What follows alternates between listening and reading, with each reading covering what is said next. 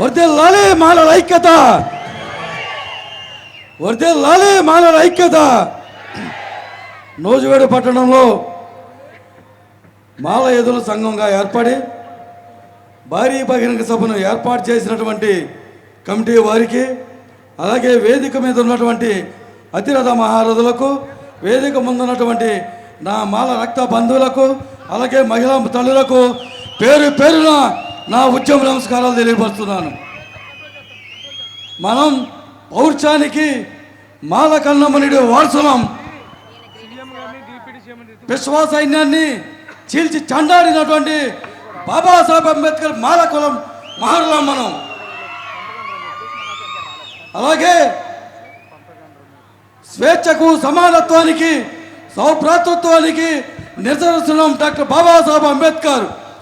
మనుషులుగా చూడనప్పుడు, మన కుక్కల కన్నా హీనంగా చూసేటప్పుడు ఆ భారత రాజ్యాంగం హక్కు కల్పించి రాజ్యాంగం ద్వారా మన మనుషులుగా తయారు చేసినటువంటి మహాత్ముడు, మహాగణుడు, మన దైవం డాక్టర్ బాబాసాహెబ్ అంబేద్కర్ తెలియజేస్తున్నాను.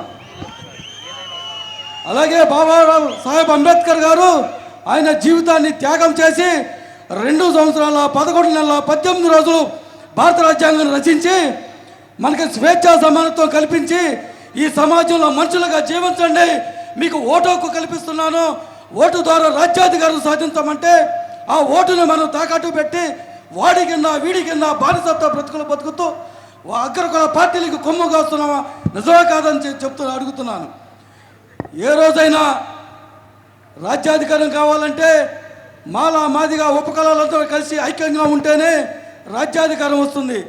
ఈ రాజ్యాధికారం రాకుండా చేయడానికి కొన్ని అగ్రకుల శక్తులు, రాజకీయ పార్టీలు, మతతత్వంతో కూడుకున్నటువంటి వారు ఎస్సీ వర్గీకరణ నిదానం తీసుకొచ్చి మందా ఏలి అనేవాడిని, మనువాదిని మన మధ్యన పెట్టి వర్గీకరణ చేయడానికి అవకాశం కల్పించి ఈ మందా ఏలి అనేవాడు మాలలపై విషం చిమ్ముతూ, విషం కక్కుతూ మాలల వాళ్ళ ఇది ఆస్తి దోచుకున్నారంటూ క్రిమినల్ విధానంతో మాలలను, మాదిగలను అతాపాతాలు తొక్కటమే అతను ఎజెండాగా ఉన్నాడు.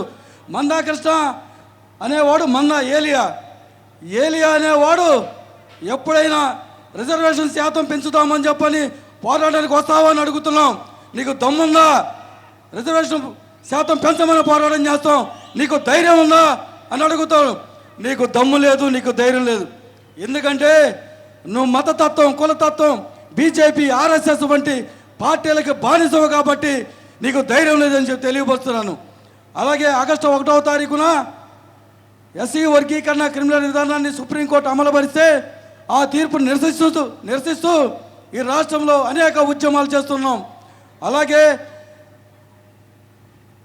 రాజారంజన్ మిశ్రా అనే ఐఏఎస్ కమిషన్ను ఈ టీడీపీ ప్రభుత్వం, రాష్ట్ర ముఖ్యమంత్రి గారు ఏర్పాటు చేశారు. మీరు కులగణన జరగకుండా విభజన ఎలా చేస్తారని చెప్పని నూజివీడు సభ సాక్షిగా ఈ రాష్ట్ర ముఖ్యమంత్రిని అడుగుతున్నాం. అయ్యా ముఖ్యమంత్రి గారు, మా ఓట్లతో మీరు గెలిచారు, తస్మాత్ జాగ్రత్త.